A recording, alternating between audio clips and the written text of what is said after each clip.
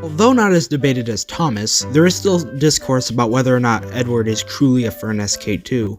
I've seen some interesting alternative bases for him, including Dark DJ Productions' LSWR T3 take in his series Northwestern, which I highly recommend.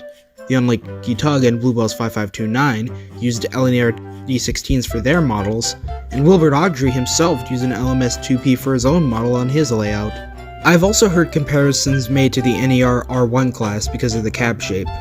However, like before, I'm choosing to stick with the K2 as it captures Edward's spirit the best, in size, shape, and age. I think most of the changes come down to the fact that there's no official K2 Hornby or Bachmann model, and because of Dalby's illustration errors, and Wilbert compensating for it. As for which specific engine Edward would be, I would make him number 37. He'd be the youngest of the original 6 K2s, while still being the oldest when coming to Sodor.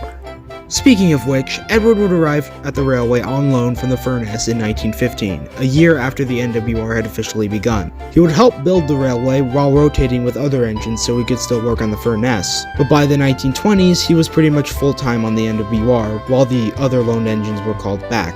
Around this time, the 115 class were starting to take over the K2's jobs, and other engines had come on loan from the pre-grouping railways, and so Edward was mostly confined to his sheds. He would get his chance once again one day when his crew took pity on him and let him out to pull a train. When the loaned LNER engines' lease was up, Topham Hatt finally bought him along with 3 other engines that were to arrive on Sodor. Topham did want to make Edward number 1, but his paperwork was delayed, and as such, he was technically number 2, not that this mattered to Edward.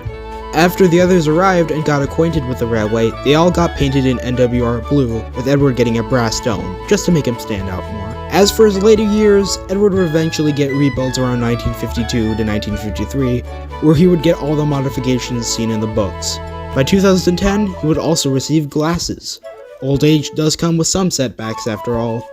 Next time is Henry's turn. Like, share, and subscribe.